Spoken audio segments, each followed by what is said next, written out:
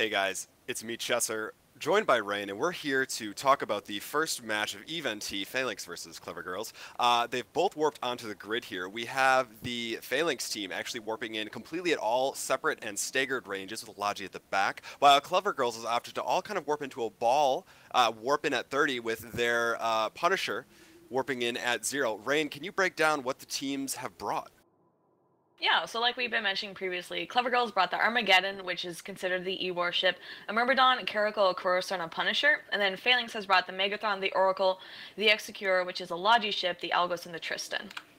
So I actually kind of disagree a lot with the original commentators. Oh, match is beginning right now. I think that Phalanx actually has the advantage here if they play this smart. Oracle definitely needs to go to work and stop this Punisher, which is actually a click-rammed approach right into the Phalanx team. If this Punisher does not get a hold of the Oracle, if the Oracle can stay free for a while, it's going to be able to do some serious damage. And it does look like they have screened this Punisher. He's already taking damage, and you can see all the drones right on top of him, especially from that Algos, which just tears through frigates. So interesting to note that the Phalanx team, because they actually do have a lot of Logi rep drones, they're actually using Tech 2 armor rep drones, which I think is a smart choice, while CleverGirls is opting to go more for damage drones. Caracal taking heavy damage from this Oracle, which right now is still pulling range and kiting very nicely. Expert behind it.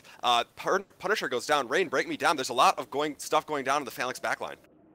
Yeah, so if you look, the Execure actually has both a web and a newt on it, so they are obviously gunning for that Execure because they know they can't break any of these other ships while their Logi is still alive. So Yeah, they're...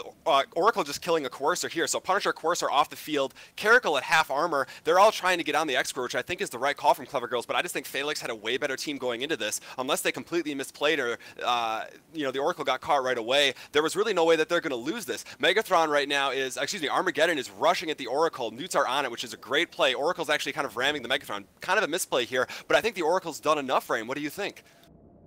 Yeah, so they obviously already have lost their support, or CleverGirls has already lost their support, and this Execure, while it is in armor, is actually doing okay because it has Tech 2 heavy rep bots on it. Their Caracal is now going down, which is the rapid light missile launcher, so obviously that's a lot of DPS off the field.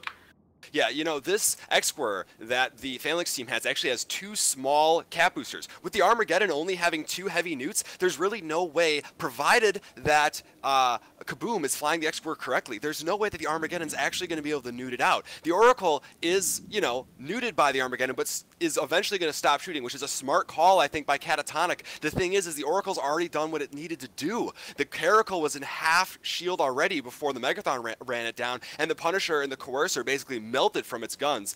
Excellent kiting there, and I think this is just going to be a cleanup job for Phalanx because they don't have the DPS right now to break the X-Core. Yeah, and obviously the Oracle, he also has rep bots on him as well, but obviously he's been tanking whatever damage they can throw at him. It looks like they're targeting the Myrmidon next, so they just went from the frigate to the destroyer all the way up, and then they're probably going to save that Armageddon for last. I think that's a smart call. Myrmidon dropping very quickly here. I think it was a misplay by CleverGirls not to look at smart bombs. Smart bombs on the battleships are such a huge part of this meta, and if they were looking at the pick bans appropriately, they knew Phalanx was going for this heavy drone-based team. They needed a way to kill drones. To opt for an Armageddon, which I think is a weak ship with the cruise missiles and only two heavy newts in this composition when you're fighting so many drones, was a mistake. They should have gone for a faster battleship, a battleship that had smart had smart bombs that could have sat on top of the X-Square, killed the drones, or at least forced them back, and then, hoped to at least get some damage done there. I think Phalanx played this absolutely wonderfully, a much better understanding of the meta than CleverGirls. Yeah, and the Execure is actually a super good ship for this. So obviously they only have T1 Logi, but the Execure is a lot better than, say, the Augoror because it does have the medium remote reps compared to the small ones that the Augoror had. So even though Phalanx did ban it, I think they banned it just out of principle so that CleverGirls couldn't have any sort of Logi ship even if they wanted to. I agree.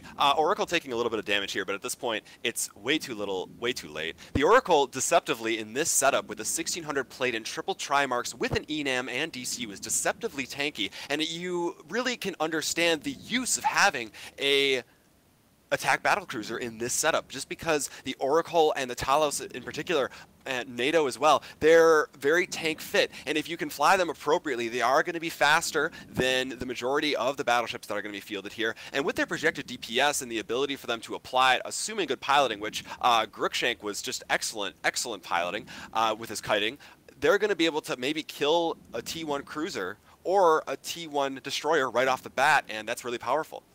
Yeah. Rahne, take it home. I was going to say, with that, there's good fights in local, and the match has obviously ended, so Phalanx did a clean sweep, and with that, we'll send it back to Elise in the studio.